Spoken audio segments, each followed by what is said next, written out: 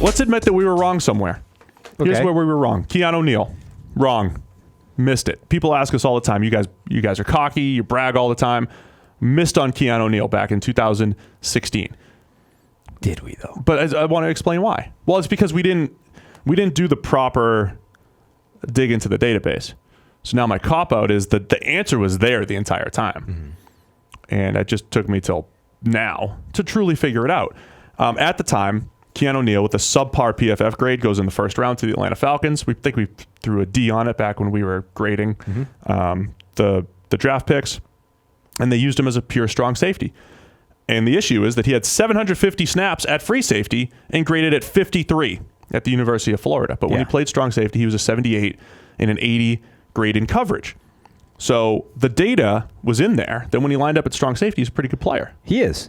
Here's my question, though. One, if he plays in a system other than Atlanta, does he still grade well? Oh, I don't know. Maybe not.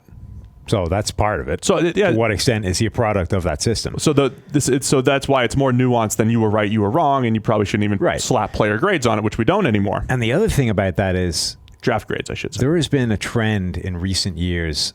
So safety is because safeties are not one position. Safeties are at least two positions.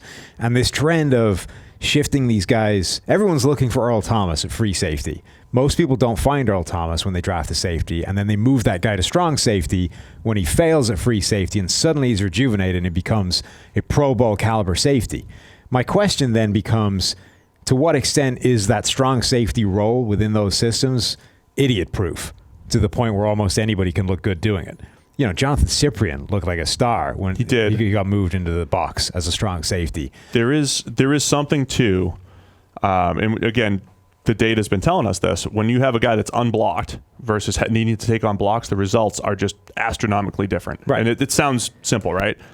But guys who are unblocked, which usually either comes from really good instincts, but more likely just from scheme, being the extra man in the box, you're almost certainly going to make more plays than you don't. So if you can just tackle as the eighth man in the box, you're going to be somewhat productive. That was Johnathan Abram. That was a lot of different strong safeties. So is that Keanu Neal? Is that the eighth man in the box? I bring all this up because there's another safety prospect with a subpar PFF grade who's getting first-round hype, and that's Johnathan Abram from Mississippi State. And when you watch his tape, flies to the ball, looks like a really good box player. And when you check out his splits, it's like eerily similar to Neal. I mean, it's almost identical. Struggles at free safety, poor coverage grade, poor run D grade, all that. But you put him at strong safety, he's a high 70s, pretty good player. Still wouldn't necessarily take him in the first round. But if he goes in the first round and or early second, say to the Niners, and they make him just their strong safety in that system, he'll probably perform pretty well. Yeah, and I'm not trying to make out, by the way, that we've never missed. There's plenty of misses in the thing. I just think this one is a more complicated conversation. Oh, that's fine. Here's one we got wrong. Right. If we're looking for one we got wrong, you can probably stay within the same team and look at Deion Jones. Deion Jones. I don't know that we could have anticipated Deion Jones's development in the same way.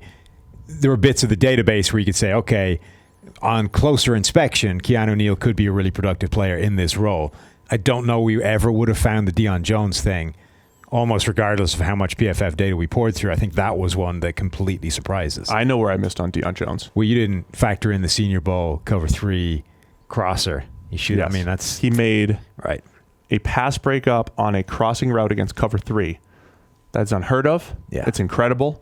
We don't one-play scout here at PFF, but that's the one play that we should have overweighted and said, that's it, he can do it. Ignore 3 years of grading. Right, that's the one play where you just throw out everything else and say, this is the only thing I need to look at. It is the kryptonite of NFL linebackers and NFL cover 3 schemes, and the fact that he made that play was incredible. How many players can you think of that have made that play? Because I can think of 3, and they're arguably Bobby Wagner.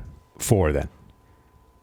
Reuben Foster made the play a couple times. Reuben Foster made the play. Luke Kuechly has made the play. Kuechly's made that. He's also made plays like he's made a play for a cover 2 corner when he was playing cover 2 Mike, middle linebacker. Right. I have literally never seen that before. He's made some ridiculous plays. Right. So he's a special case. So that list is starting to look pretty ridiculous. Kuechly, Wagner, Reuben Foster when he's on the field. Deion Jones. Deion Jones. I can't think of other ones. I know there have been, but those are the only 4 I can think of off the top of my head. Usually what's happened is you have the linebacker, they take a little step forward, and then they're like, oh, there's a crossing route, and it's behind me, and there's a 20-yard Or it's completion. you recognize it, turn, and sprint, and you're like 5 yards away from making the play. Right.